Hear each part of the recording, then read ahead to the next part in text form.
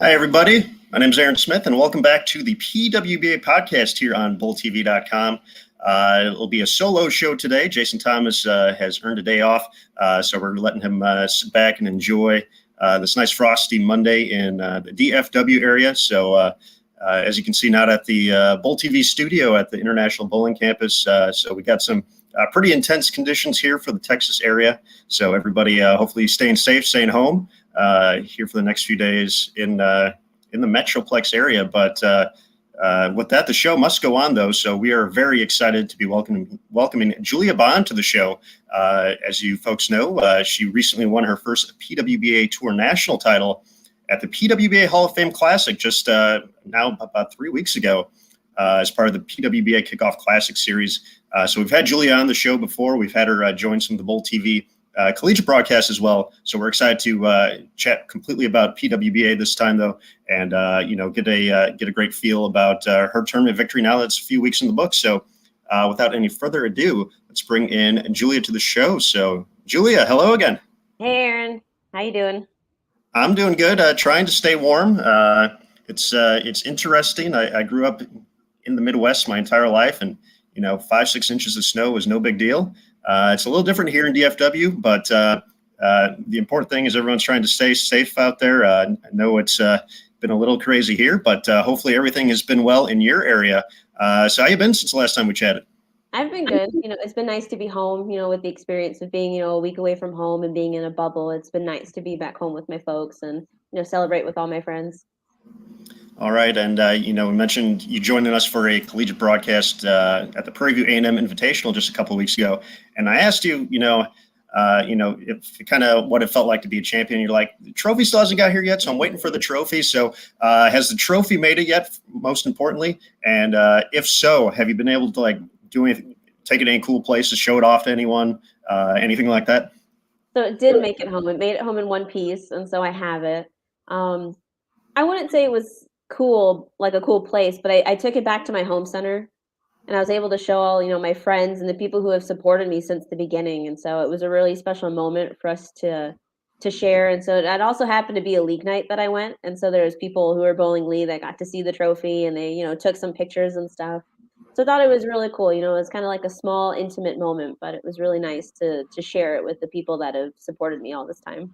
That is pretty awesome. That's the local bowling community always enjoys seeing the players they watch grow up, find that success. So I'm sure a lot of folks just enjoyed to share that moment with you. So that's pretty cool. That's a top tier place to take it to. So I personally I would have it in the front seat of my car at all times, sitting shotgun.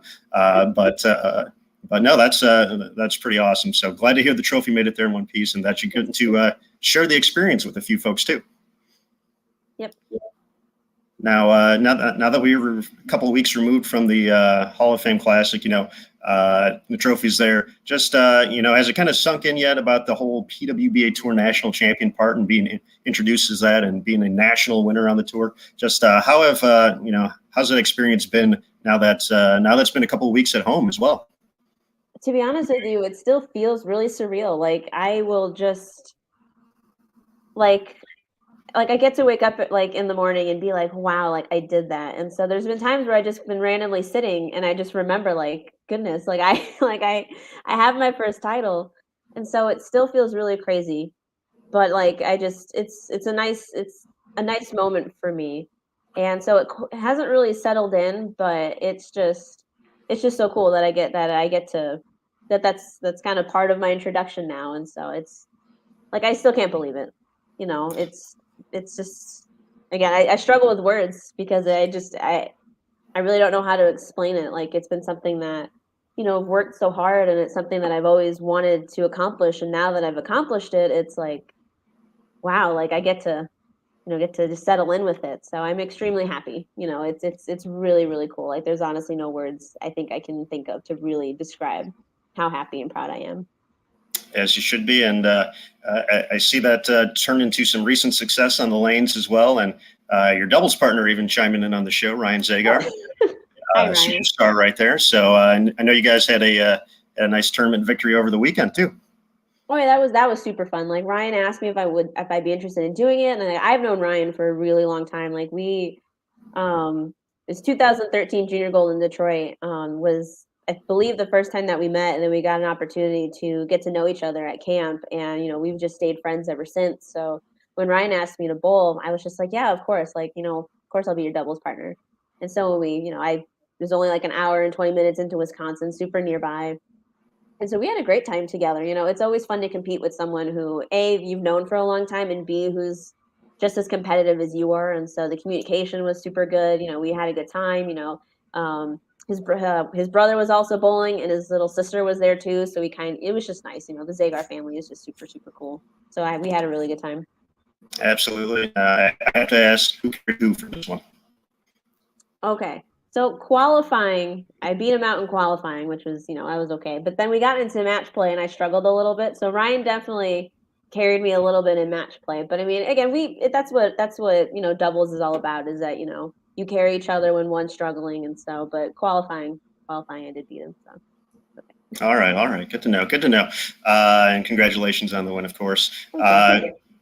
Going back to the Hall of Fame Classic, that week, that 10 days, whatever it was a pretty surreal experience, I think, for everyone involved. And getting to cap the week with the victory, was the kind of culmination of all that hard work coming together. But I want to go back to the stepladder finals. You ran the stepladder, defeating 4 great players along the way. So I kind of want to talk a little bit about, and we just saw it on the PBA show yesterday with Dick Allen running the stepladder to win the South Region at the Players Championship. And I just want you to kind of take us through what it's like coming from the number 5, number 4 seed, that first match, making it all the way to the stepladder finals, and then winning. That's there's so much going on between all the hoopla of just a stepladder finals, just being involved. Even if there were very few people there, there's still a lot going on. You're on the lane, you're off the lane, kind of all that going on. So I kind of want to talk about the process that you experienced on the way to that title. So, obviously you guys had the practice, you got loose, you had your first match against Dasha. You got off to a strong start. She had some troubles along the way. But just kind of talk us match to match. What were the moves? Were you guys that far ahead? What was the next ball in the progression? If the lane starts to do this is my plan, A, B, C, D, E, kind of all that. So just kind of take us through, match to match, just kind of what you were seeing. Was there any time where you were, potentially a little scared about what your ball reaction was going to show you too? So I'd love to hear a little bit about your experience from match to match on the way to face Lindsay. Yeah, so it's definitely daunting to start at the bottom. But on the other hand, for me personally, like, I was kind of happy to already start bowling. Like, when you're further up in the step ladder, there's a lot of wait time, and I've gotten better at it, but I'm probably one of the most impatient people that I know. And so I was fine with just already getting up and going, and already starting. And so, but the first match for me, and I'm sure for a lot of other people, I think was the most nerve-wracking, the one that I was not scared, but the one that I was definitely feeling the most nerves with, and especially with going against Dasha, because Dasha is she is a very strong competitor. Like, she's very accurate, and I think we were pretty close as far as where we were playing on the lane. So I kind of felt like, all right, if Dasha gets to a good start, I definitely need to match her, because when Dasha sees that picture, like when she sees the motion that she likes, like, she basically doesn't miss. And so I knew, it was like, all right, she gets a strong start, I also have to get to a strong start. And just basically, it was I figured it would be a matter of who would out bowl the other. I think we were both going to make good shots. It was just like, who was just going to maybe make one more extra shot, like better shot, if that makes sense. Mm-hmm. And so, and like you said, Dasha kind of got off to a little bit of a slow start. I mean, I did too. I started off with a washout, so that wasn't necessarily my best foot forward, but settled down from there. And I really didn't make that many moves the first game. I was pretty much really in the same area for most of the game. And so, and I really liked my ball reaction. So there wasn't really too much going on, in the first game. It was just a matter of kind of settling the nerves down, making sure that, um, I had my alignments down. I write in a notebook, my alignments. And so, because especially in pressure situations, your mind's kind of racing. So for me, it's really nice to just kind of write those down so I don't forget. Sometimes we have those moments where we forget where we're standing. And so that helps me just kind of settle down. And so, yeah, the moves didn't really, nothing really there as far as ball motion goes. I still like the ball that I was throwing. So that was pretty much kind of the first match. Second match was pretty much a little bit the same thing. So with Aaron was already starting a little bit left than I was. And so again, with all the practice shots going down the lane, the lanes kind of transitioned a little bit faster than maybe you would have seen otherwise. And my moves were a little bit smaller, a lot of like one and ones or maybe like one and a half moves. If anyone's familiar with that, you just, take your feet, just, one left and you just take your target, just a half board. I think those are really good moves when maybe you don't think a 2 and 1, that's too big or maybe that's opening your angles a little bit too fast. So like a one and a half, I think are really nice tricks to do, in that situation. Um, but yeah, mindset was still the same. Then that was something that I was really proud of myself for, was that I made sure that the process that I had in qualifying was the same process that I had in match play. I didn't want those two to be different. I didn't want to be thinking about anything differently. I didn't want to do anything differently. For me, keeping that routine and keeping the processes the same, I think was really key for myself. And so that was, the first half of the game. Everything was, going fine. And then towards the end, I was getting a little quick with myself. I was kind of getting a little bit further right than I needed to. And then just with the ball that I was using, when I got it right, it wasn't quite kind of making that turn. And so I was just like, all right, this is something that I saw earlier in the week. I think the idle pearl would be the next step. And that was another thing that I was really proud of myself for, is that the ball reps and I think, did a really good job at figuring out my progressions with my stuff. And so kind of my bowling balls, my selection was a little bit predetermined. So it wasn't like I kind of had it narrowed down, if that makes sense. It's not like, oh, I could Hmm. do this, or that. Like I pretty much like simplified it as much as possible. So when I'm seeing this type of reaction, when this ball's starting to get lazy, this ball is going to be, the one to go to next. And so we did a really good job at just simplifying everything. So I didn't have to really think about too many things. And so at the end of my match with Aaron, went into the idle pearl, which I thought, I was pretty confident with the decision, and I knew, again, my next match being against Jillian, again, the way that she shapes the lane, I kind of didn't have to be in her area, but that's just the direction that the lanes were going. So I knew that I definitely needed to make sure that my ball motion was, the best that I could get it. Same thing with my shot making. Um, my moves again were pretty. They weren't very large. Again, doing those one and ones, one and a half moves, nothing crazy. Those are pretty organic. Is the best way that I can describe it. Like in that moment, the moves that I had to make were very, straightforward. They made sense, and and I think that's when you talk about kind of getting into the zone or kind of getting into that flow state, decisions just they make more sense. They're quicker. You don't really have to think about them too much. And so I thought that, that match with Jillian, I think I was very much on top of my shot making and the moves that I was making. That was one of the, that was my high game, was my 245. And, Jillian shot a really good game.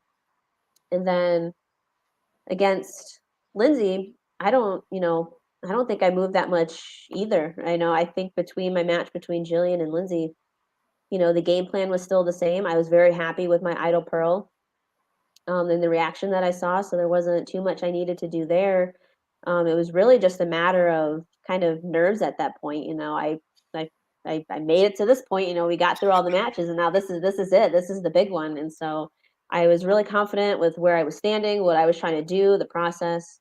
So it was definitely about nerves at the end. And so, like for example, like, and I mean, I'll admit it, like that ninth frame where I left that big split, like I was nervous throwing that. So when I left that big four, I was just like, well, I mean, that was the my least confident shot, and I was like, well, and it happens. We're all humans. Sometimes you throw a bad shot, you get a little nervous, but again, I quickly kind of wiped that from my mind, because the match wasn't over yet, so to even dwell on that would have just been bad news. And then, Lindsay took her shots and, math and, just doing the math, I was like, all right, I need 19. But since going from that split and having that time to sit down, I was able to just kind of quiet everything down and make my shots, and the rest is history. That it is, and thank you for the full recap there. That's one of the things. It's fun to see players make runs like that, and we've heard it often about. It's kind of nice getting a game underneath your belt, kind of understanding what the lane is giving you. So that was an excellent breakdown. So thank you for that. You mentioned the big four in the ninth, and obviously you kind of mentioned you had the time to kind of sit back and understand what happened in that one.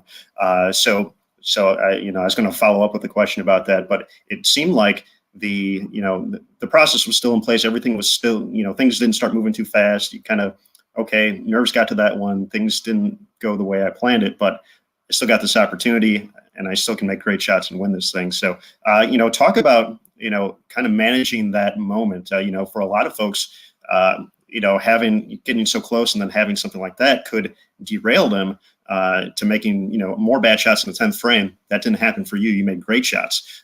So just talk about that process a little bit more, kind of even to help the folks who are watching this podcast right now.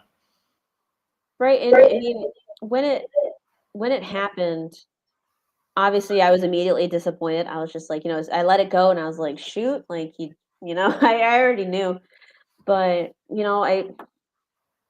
I made the shot. That was the result, that it is what it is. And I think I did such a good job with managing my emotions earlier and kind of sticking to my routine that once I got that, once I left that split, I was like, all right, just get back into the routine. That there's nothing else I could do about that shot. That shot's already done. I already, it's over with. I got my count, there's nothing else I can do from that point. So just all I could do was just sit there, settle down with my breathing, be as calm as possible, thinking about, staying present and what my game plan was for the 10th frame, and, just sitting there watching, Lindsay close first is like, that's totally out of my control. What she's doing, you know, is out of my control. I can't concern myself about, the shots that she was making, or what, or let's say she tripped something, no, it's that's I just you can't do anything about it. And I know that's hard to accept when you're in the position where you're sitting down and someone has the opportunity to maybe shut you out. It's extremely frustrating. But again, going back to the things that you can and can't control in that moment, the only thing that you can control is yourself, and whether that be like your breathing or the thoughts that you're having. Like if you're letting those negative thoughts get into your head, that's not gonna do you any good. So really kind of sitting down in that moment, might have actually been for my benefit. I got to sit down and, take a breather and, take a sip of water and really just regroup. So, maybe in hindsight, maybe that break was good for me. Like if the pacing was the other way around and I had, and I, made that shot in the ninth and then immediately had to take my 10th frame, maybe I wouldn't have been as calm, as settled as, the way that it actually happened. So maybe it was actually a blessing. You never know. There we go. An excellent rundown there. Kind of looking now at your young PWBA Tour career. Since you've become a member, you have been pretty tough to beat in stepladder final appearances, championship round appearances, whatever you want to call them, between the regionals and Global Regional Final 2019. Now, I'm at your 11-0 in matches in stepladder finals right now as a PWBA Tour member, which is pretty incredible. So many folks, equate those to being a coin flip since they go so fast. Anything can happen in a one-game match, but you have continuously found ways to win. Talk a little bit about your success in that, and why do you think, for you personally, you've had such a great run here to start off your career? Yeah, like to be honest with you, I never really thought of it that way. Like being 11-0 in my, in my stepladders. So I mean, it's something that I never really thought of it that way. So maybe that's kind of been, in my benefit is, not really, kind of taking those things in their own like separate, moments and kind of like compartmentalizing them. But I think for me is that when I get into those situations, I think I'm able to really narrow down my focus on that one moment because in qualifying, there's, a lot of people are bowling, a lot's going on, and, it might even be like a little bit more stressful because you're fighting to get to that place. And so when you finally, get to that step ladder, it for me, it just everything kind of just narrows down a little bit. I kind of feel like I'm able to settle down a little bit and kind of control my pace a little bit more. Like when you're bowling with other people, like, everyone has their own pace and you're kind of navigating that. Whereas in a step ladder, it's just you and one other person. And so I feel like I can control that a little bit more. And so I think that's definitely been in my favor, going through step ladders. But yeah, no, well, like what you said about one game matches being a coin flip. I mean, I think it really is. Your performance earlier doesn't necessarily dictate how you're going to do in a step ladder, and so I think it's really important to kind of, you know, let all that stuff go.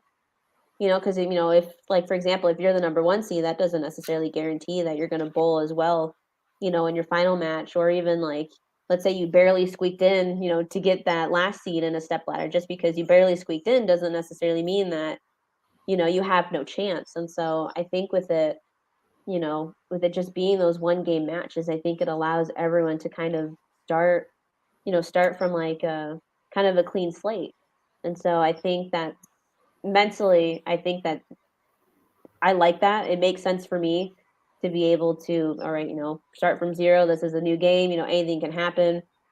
You know, it's, I think I definitely put my best. I try to put my best foot forward in those situations, and I think the regionals have honestly done wonders for my confidence, and I know that that's what they're for. And I really, try to implore people to do those regionals. A, they're really fun, and B, it's such a great experience to bowl against all such great talent and then making it to that step ladder. I really do strongly believe that the last regional that I won in Iowa at the beginning of 2020, that was the first time I started at the bottom of a step ladder and had to go up. From before that, I was always the number one seed, Hmm. and so I think that regional in Iowa really, I think, did contribute to my stepladder performance. During the Hall of Fame Classic, starting from the bottom, it was, a little bit more stressful than the regional, but it's still the same concept. You're still starting from the bottom, and you're still going through all these matches, and so I think I've just been really fortunate enough to have those experiences, and again, and also just kind of bouncing off my Team USA experience also. Like, we've had, the awesome opportunity of having a lot of great people come in and talk to us about mental games, and, being able to calm those nerves and being able to stay present. And so, ultimately, I just, it's just been a culmination, of my experiences. I think being able to pull from those have really led to my success and my stepladder performances. Excellent. We've gotten a real 101 on stepladder finals here through chatting with you. So I definitely appreciate that. Hopefully the folks listening can take away some few things from that as well.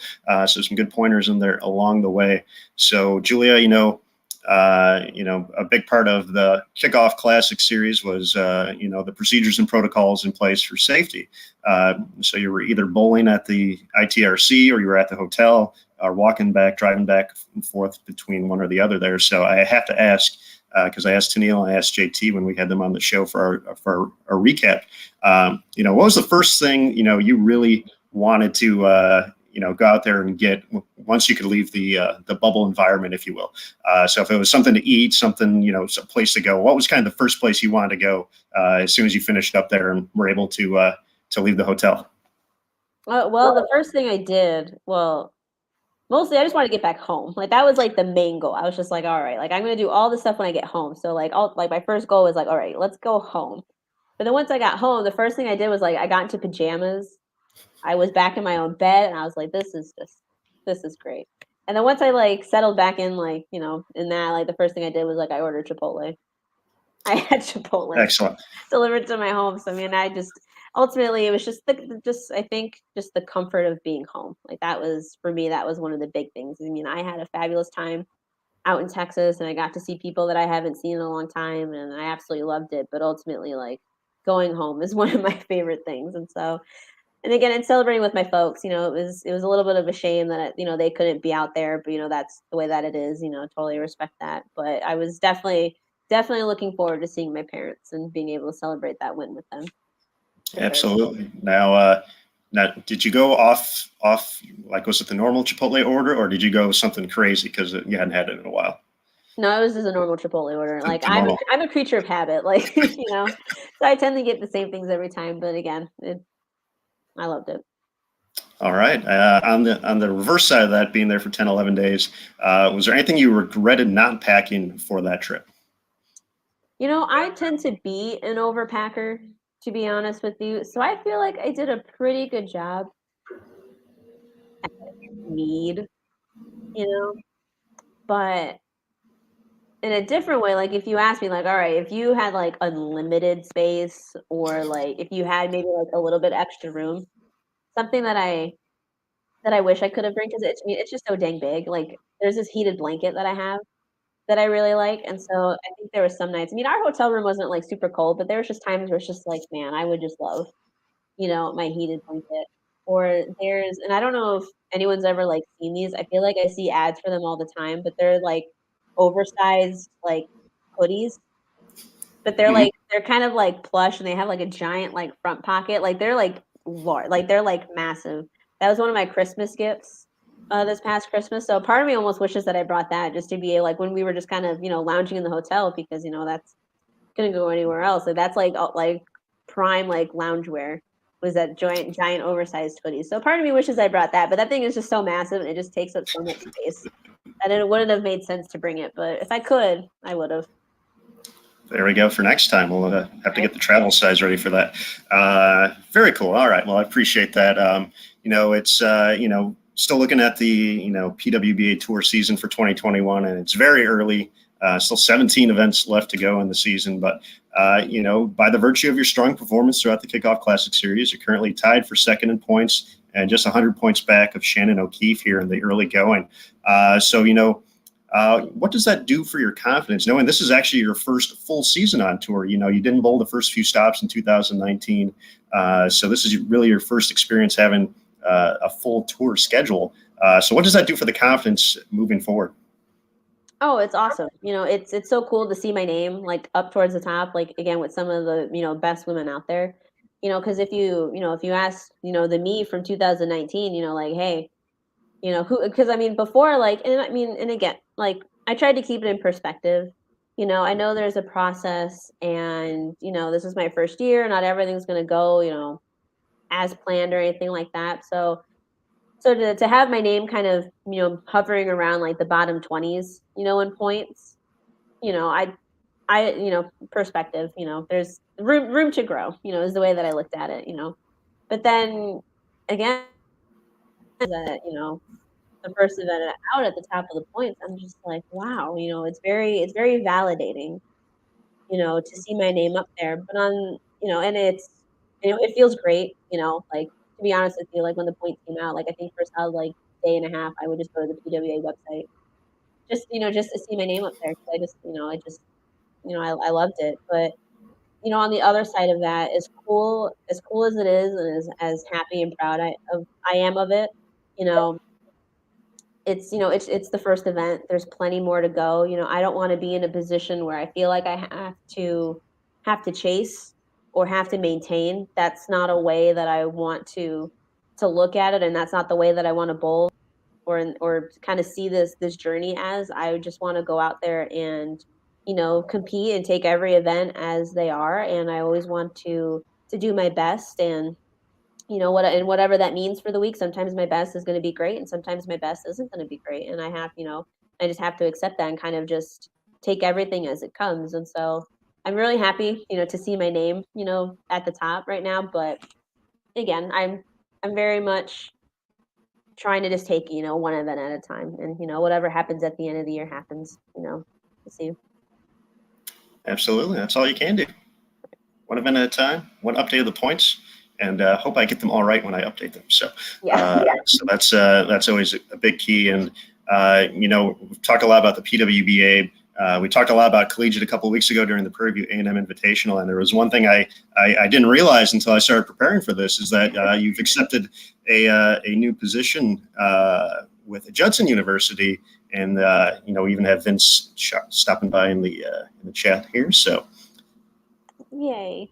Vince and Joey, one of the great bowling families. Love the Biondos. They are awesome. So, talk a little bit about the process of, kind of jumping back into the collegiate world, which you were a standout at as a competitor, but going back into it as now a coach. What kind of led to that, and what are you hoping to gain from this experience?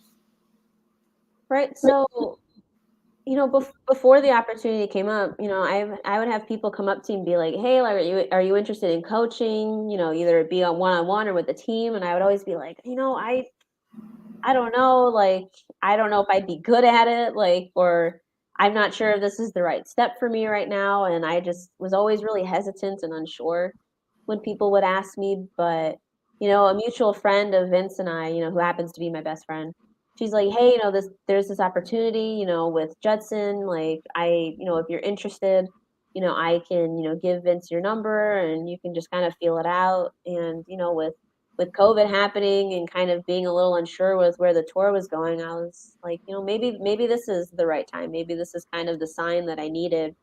And again, on the other hand, I've known Vince and his family for a really long time. I'm only, I think, about a year older than his son Brandon, who bowls at Wichita State right now. And I was on Junior Team USA with him for a year. And so, always being around that family, and I was like, I really like them. If this is going to be my first go around, I think having it be with, Vince, I was like, I feel like it was kind of too good to pass up, like to have a mentor like him, who's so positive and who absolutely gives us all in everything that he does. I just like, I was like, I think this is the right time, so I felt very confident in that. And, we talked, Vince and I talked a little bit, and, he was very reassuring because, I had my insecurities about it. Like I said before, like, I've never coached. So, I hope you're okay with that, having someone who doesn't really have coaching experience, lead one of your teams.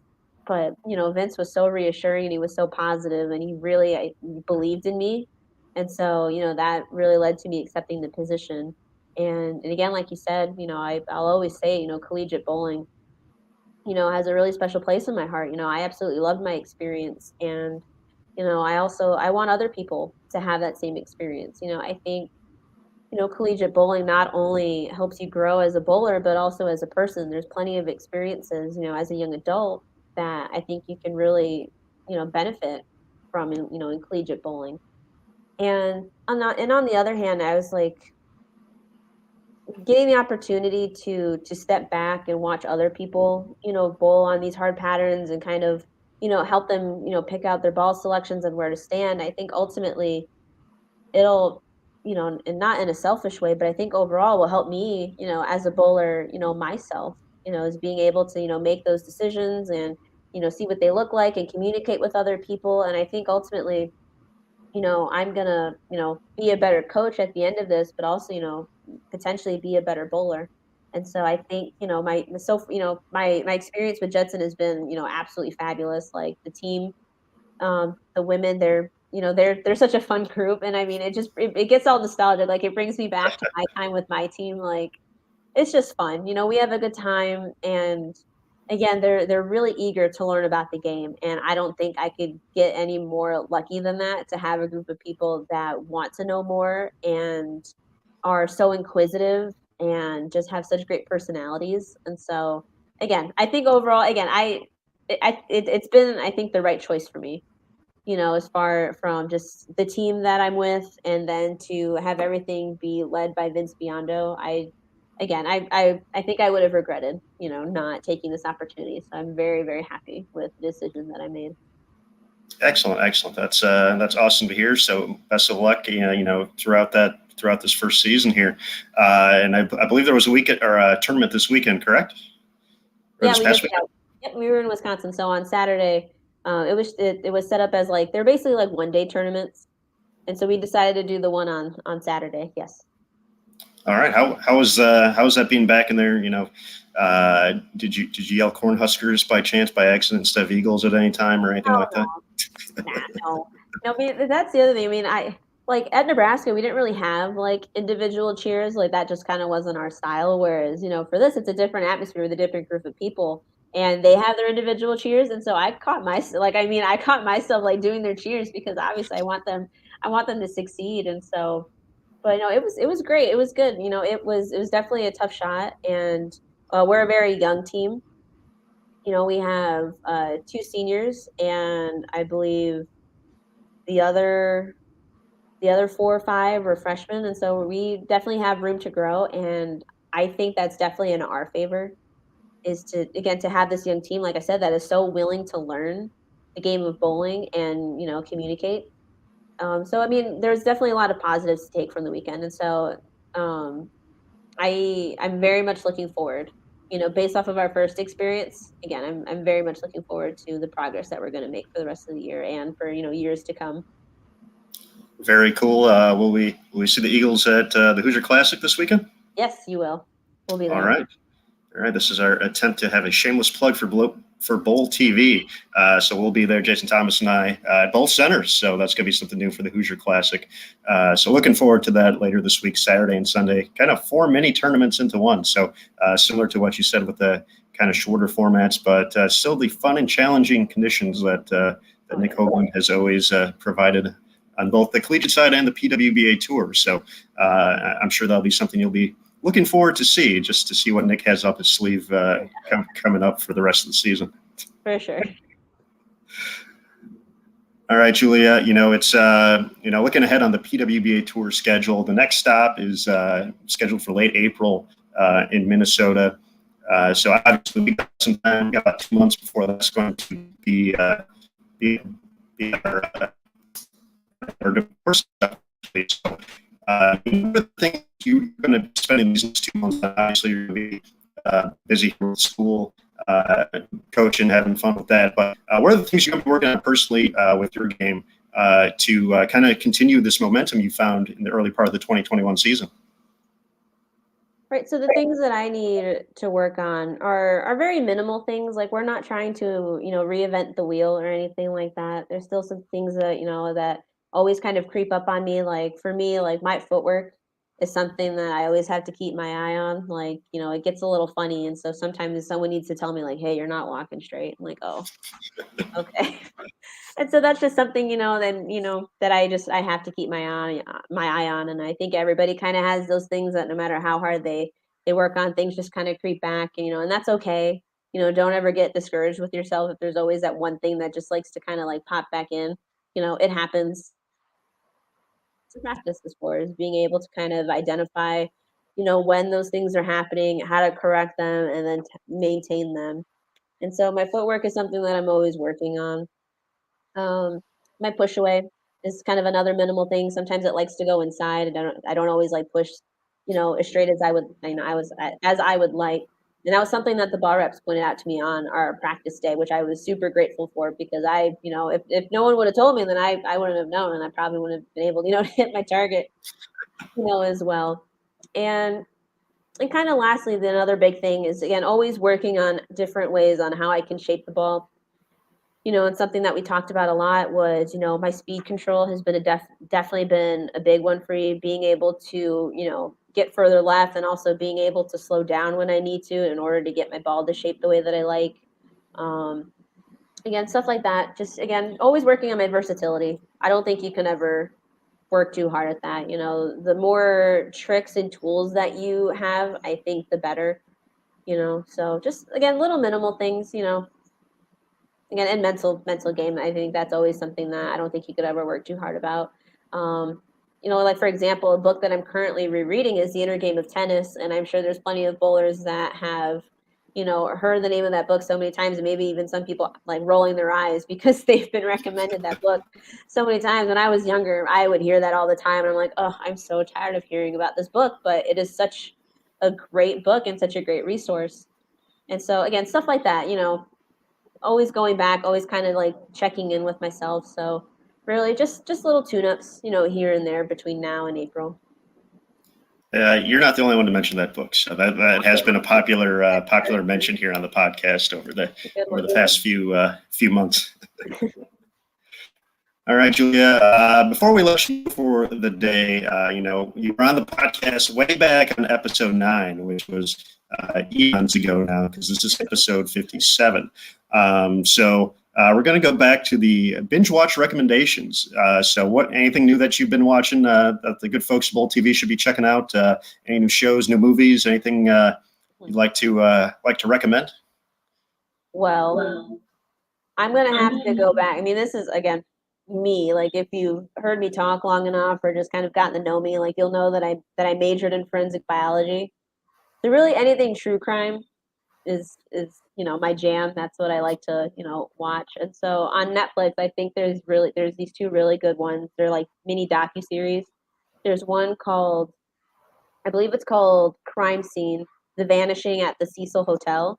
And it's, without trying to give too much away, I feel like it's a story that people on the internet have seen a lot, but they might not know the whole story. It's about this young woman who was staying at this hotel, and she suddenly vanishes, and there's like one bit of security footage of her, and then she's like never seen again. And so it's really interesting to kind of see how the police progressed and to learn about this hotel. And there's a lot of different things going on. And so if you're someone who likes unsolved mysteries, or kind of you're that type of person that like is scouring the internet trying to like think of your own like theories and stuff, I think that's definitely like, I think you'll definitely like it. And then kind of on the other end, and this one's a little bit, again, if there's some parts where it's, I don't know how to describe it, but like, for again, it's the Night Stalker docuseries on Netflix, and it's about this really infamous serial killer, and it's talking about, it focuses on the LAPD, solving this crime. And there's moments where, I mean, it's a little rough. It might not be for everyone. These crimes were horrific, but it's still, I think, interesting again to see the police and how they did their process, but also kind of, I think there's kind of things to learn from it. You can never be too careful about your surroundings and people. And so, again, and I'll definitely advocate for it. Always know your surroundings. Be aware of what's going around you. Like, don't be afraid to be rude or to be weird with people who are kind of like in your space. So that's my little plug there. And then on a lighter note, again, drama timepieces aren't really my thing, but I got caught up in Bridgerton. Okay. And like, that's not normally my thing, but I really like the aesthetics, and I like the stories behind it. And again, like, timepieces aren't normally like, I mean, I like Pride and Prejudice, that's a great movie, but like, I don't think I would ever catch myself watching like an actual like show. And so I kind of jumped on that bandwagon. So I think Bridgerton is, again, it's light, it's funny, it's upbeat, it's really colorful, and just, if you're a person who likes aesthetics like I do, I think you'll like that too. So those have been kind of the things that I've been watching right now. All right. Excellent stuff. And excellent stuff is always here joining us on the podcast. So, Julia, once again, congratulations on becoming a national tour champion just a couple of weeks ago. You got to celebrate your birthday a couple of days after that. So, hopefully, I believe 25 now, right? Yes. 25. Well, hopefully many more titles in age 25 and for the rest of your career, of course. But just once again, a big thank you to joining us here on Bold TV for the PWBA podcast. And for the folks watching at home, if they want to, if you have any fan pages or anything like that you'd like to plug as well. I'm working on a fan page, so everyone be on the lookout. It'll be Julia Bond, Professional Bowler. And so it's something that I've been trying to put together for a while. So be on the lookout for it. Make sure I'll be posting like all my scores and my stuff there. So. All right, excellent stuff. I like that, Julia. All right, well, we'll go ahead and let you go. But thank you again for joining us today. We always appreciate the time, and we'll look forward to seeing you at the Hoosier Classic in just a couple days. Yeah, weather permitting, of course. Oh yeah, right. Thank you so much, Aaron. I had a really good time. I appreciate it. All right, Julia. We'll talk to you soon. Take care, and thanks again. Thanks, you too. All right, everybody, there we go. Julia Bond, PWBA Tour National Champion, winner of the Hall of Fame Classic, joining us here on the PWBA podcast today. So big thanks to Julia once again for spending some time with us chatting. We got a great rundown of her stepladder finals appearance and some great things you can take home as well, looking ahead to your own game and own tournaments coming up. So, hope everyone enjoyed the show. Coming up later this week, one more podcast on the way, Inside the OC. It's going to have the captain, Vernon Peterson, joining on Thursday. That's going to be at 2 p.m. Eastern with Matt Cannizzaro. As we talked about a little bit on Bowl TV, we're going to have the Hoosier Classic coming up Saturday and Sunday. So a few opportunities to get set up for that. We have the event pass for both days, all 4 tournaments, and both centers. So once again, we're at 2 centers for the Hoosier Classic this year. So $5.95 for the event pass all weekend long. Or if you want to get access to the entire site, you can pick up a monthly or annual recurring subscription, $9.95 or $79.95 to check it out. Looking ahead, I think we're actually going to take off next Monday for the PWBA podcast, but we'll have another one coming up very soon. So be on the lookout for that. But folks, we're going to go ahead and sign off. Once again, thank you for joining us here today. And remember, on Bowl TV, bowling lives here.